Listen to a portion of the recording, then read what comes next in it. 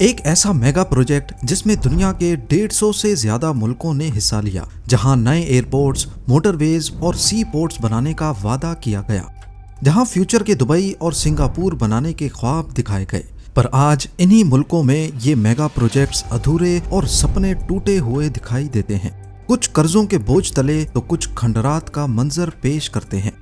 ये था चाइना का सबसे बड़ा ग्लोबल मेगा प्रोजेक्ट, जिसे नाम दिया गया बेल्ट एंड रोड इनिशिएटिव। एक वक्त था जब सब इसे प्रोजेक्ट ऑफ द सेंचुरी कहते थे, लेकिन आज इसे जियोपॉलिटिकल डिजास्टर कहा जाता है। और इसका सबसे ज्यादा नुकसान उन गरीब मुल्कों को हुआ जिन्हें इसके सुहाने सपने दिखाए गए थे। पर आखिर ऐसा क्या हुआ जो आज चाइना जैसी सुपर पावर पर लोग उंगलियां उठा रहे हैं?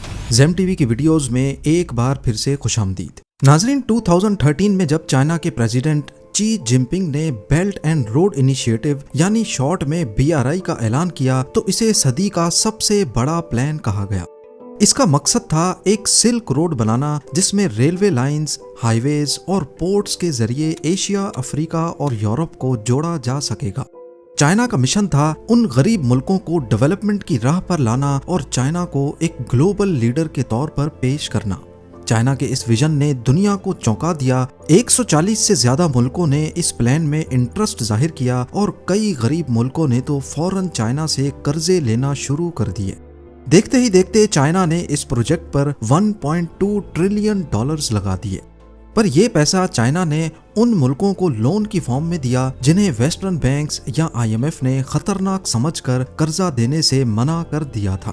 पर जल्द ही BRI की असलियत सामने आने लगी। ये सिर्फ इंफ्रास्ट्रक्चर प्रोजेक्ट नहीं, बल्कि चाइना का एक जियोपॉलिटिकल और इकोनॉमिक एजेंडा था। असल में चाइना के पास इंडस्ट्रियल कैपेसिटी इतनी ज्यादा बढ़ चुकी थी, यानी इनके पास सालाना लाखों इंजीनियर्स निकल रहे थे, पर इनको चाइना में जॉब्स पर एडजस्ट करना मुश्किल हो रहा था। तभी चाइना ने इनको एक्सपोर्ट करने और अपनी जियोपॉलिटिकल पावर को बढ़ाने का मंसूबा बनाया। प्लान ये था कि गरीब मुल्कों को BRI के प्रोजेक्ट्स के लिए कर्जा दिया जाएगा और उन प्रोजेक्ट्स पर अपनी इंडस्ट्रियल कैपेसिटी को लगाकर अपने लोगों को फायदा दिया जाएगा। BRI का सबसे बड़ा मसला डेट ट्रैप डिप्लोमेसी है, यानी चाइना ने गरीब मुल्कों को इतने लोन्स दिए कि वो उसे कभी वापस ना कर सकें और इसके बदले में वो अपनी जमीन या अहम इंफ्रास्ट्रक्चर चाइना के हवाले करने पर मजबूर हो जाएं। इसकी सबसे बड़ी मिसाल है श्रीलंका। श्रीलंका के लीडर्स को सपने दिखाए गए कि अगर वो इंडियन ओशन पर एक नया पोर्ट बनाएंगे तो वो दुबई की तरह एक रीजनल ट्रेड हब बना सकते हैं। श्रीलंका का मसला ये था कि उनके पास कोलंबो पोर्ट पहले से मौजूद था, लेकिन वो एक ट्रांसशिपमेंट हब था जहां बड़े वेसल से कंटेनर्स छोटी शिप्स में ट्रांसफर होते थे। चाइना ने श्रीलंका को मलाका स्ट्रेट से सुइस कैनाल तक के मसरूफ शिपिंग रूट पर एक नया गहरा पोर्ट बनाने का लालच दिया, जिसका नाम होगा हेम्बनतोटा पोर्ट। अब जब श्रीलंका ने चाइना से $1.3 बिलियन का लोन लेने का फैसला किया, तो चाइना ने एक एक करके अपनी शर्तें सामने रख दी। शर्त ये थी कि इस पोर्ट को सिर्फ चाइनीज फर्म्स ही कंस्ट्रक्ट करेंगी। लोन्स पर इंटरेस्ट तो कम था, लेकिन अगर लोन वापस ना हुआ तो चाइना के पास पावर थी उस प्रोजेक्ट पर कब्जा करने की। खैर, कंस्ट्रक्शन तो हो गई, लेकिन हम्बनतोटा पोर्ट कभी चल ना सका। फिजिबिलिटी स्टडीज ने दिखाया कि असल में यहाँ पोर्ट की जरूरत ही नहीं थी और हालात ये थे कि पूरे साल में यहाँ सिर्फ 30 से 40 शिप्स ने स्टॉप ओवर किया था। अब जब पोर्ट ही नहीं चल रहा था तो लोन की अदायगी भी एक मसला बन गई। बात यहाँ तक पहुँच गई कि 2017 में एग्रीमेंट के तहत श्रीलंका को 99 ईयर्स के लिए पोर्ट चाइनीज कंपनी को देना पड़ गया। अब उस पोर्ट का पूरा रेवेन्यू सिर्फ चाइना के पास जाता है और श्रीलंका ने एक तरह से अपनी सॉवरेनिटी का एक हिस्सा खो दिया। पर इस जाल में फंसने वाला श्रीलंका अकेला नहीं था। अफ्रीका का छोटा मुल्क ज़ैम्बिया, जो सिर्फ कॉपर एक्सपोर्ट्स पर जिंदा है, वो भी इस जाल में फंस चुका है। वहाँ के लीडर्स ने इकोनॉमी को मॉडर्न बनाने का सपना देखा और चाइनीज लोन्स की मदद से कई प्रोजेक्ट्स शुरू कर दिए। उन्हें ये नैरेटिव दिया गया कि IMF और वेस्टर्न कंट्रीज के लोन्स की शर्तें बहुत टफ होती हैं, लेकिन उन्होंने चाइनीज लोन्स की शर्तों की डाउन साइड पर कभी गौर ही नहीं किया। वो शर्तें जो कहती थीं अगर लोन वापस नहीं किया तो चाइना उनके एसेट्स पर कब्जा कर लेगा। पर इन सपनों की कीमत बहुत बड़ी थी। 2020 तक ज़ाम्बिया के टोटल कर्जों का 43% हिस्सा अकेले चाइना के पास था और नवंबर 2020 में जब कोविड-19 पेंडेमिक की वजह से ट्रेड और टूरिज्म खत्म हो गए और कॉपर की डिमांड कम हो गई तो ज़ाम्बिया डिफॉल्ट कर गया। BRI ने कई ऐसे मंसूबे भी बनाए जो किसी काम के ही नहीं थे। इन्हें व्हाइट एलिफेंट प्रोजेक्ट्स कहा जाता है, यानी वो प्रोजेक्ट्स जो दिखने में तो बड़े और आलीशान लगते हैं लेकिन उनका कोई प्रैक्टिकल फायदा नहीं होता। मॉन्टेनीग्रो यूरोप का एक छोटा मुल्क है जिसने 2014 में चाइना से $1 बिलियन का कर्जा ले लिया। इस कर्जे का मकसद बार बोलयारे हाईवे बनाना था, लेकिन इस प्रोजेक्ट की प्लानिंग इतनी खराब थी कि पहाड़ों की कटाई करके हाईवे तो बनना शुरू हुआ लेकिन इस छोटे से सेक्शन में ही सारे पैसे खत्म हो गए। अब यहाँ सिर्फ 41 किलोमीटर का रोड है जो किसी मंजिल तक नहीं जाता। इस छोटे से हिस्से पर इतने ज्यादा पैसे खर्च किए गए कि मुल्क की पूरी इकोनॉमी हिल गई।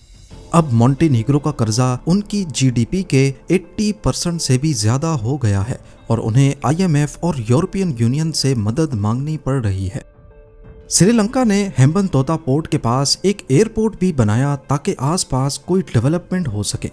मताला राजापक्सा इंटरनेशनल एयरपोर्ट $200 मिलियन की लागत से तैयार हुआ और ये पैसे भी चाइना से ही लोन की फॉर्म में लिए गए थे, लेकिन ना एयरलाइंस ने इंटरेस्ट लिया और ना ही पैसेंजर्स आए। आज हालत ये है कि इस एयरपोर्ट को वर्ल्ड्स एम्प्टीएस्ट एयरपोर्ट कहा जाता है क्योंकि यहाँ फ्लाइट्स बहुत कम होती हैं।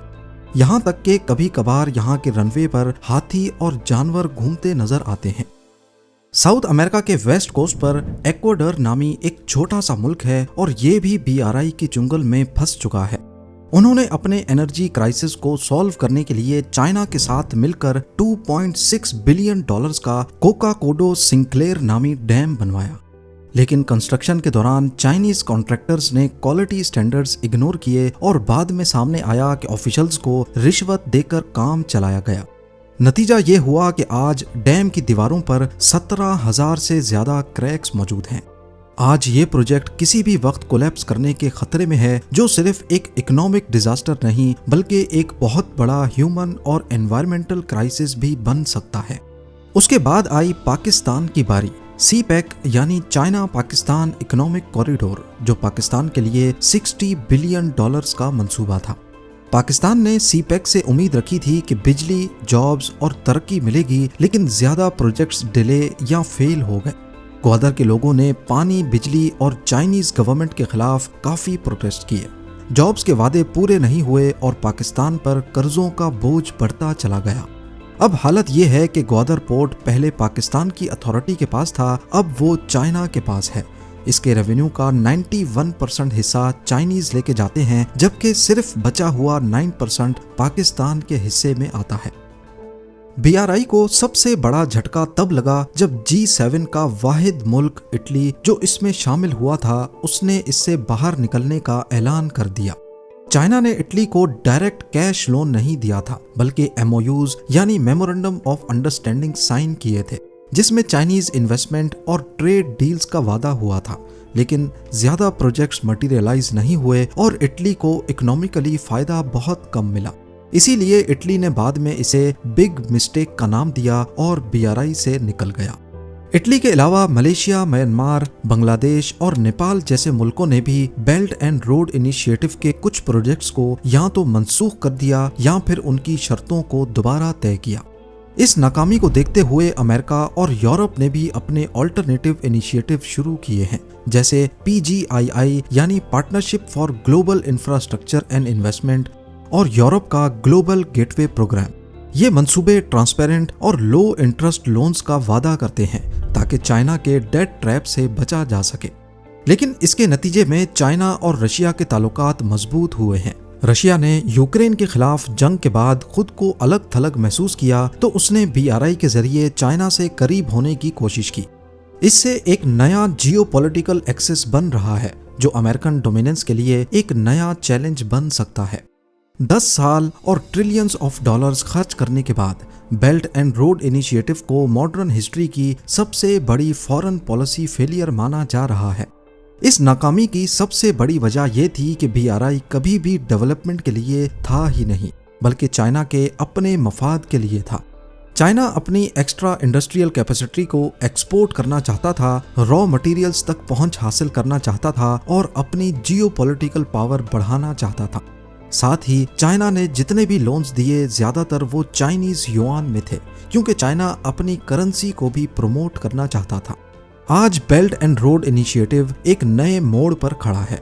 चाइना इसे BRI 2.0 के तौर पर दोबारा से रीब्रांड कर रहा है, जिसमें डिजिटल इंफ्रास्ट्रक्चर, ग्रीन एनर्जी और सस्टेनेबल प्रोजेक्ट्स पर ज्यादा तवज्जो दी जा रही है। लेकिन दुनिया अब पहले की तरह सिर्फ वादों पर यकीन करने को तैयार नहीं। अब मुल्क उन्हीं प्रोजेक्ट्स को कबूल करेंगे जो असल इकोनॉमिक फायदा दे सकें, ना कि सिर्फ कर्जों का बोझ बढ़ाएं। सवाल यह है कि BRI से जहां दूसरे मुल्कों को इतना नुकसान हुआ, क्या चाइना को इससे कोई फायदा हुआ या नहीं?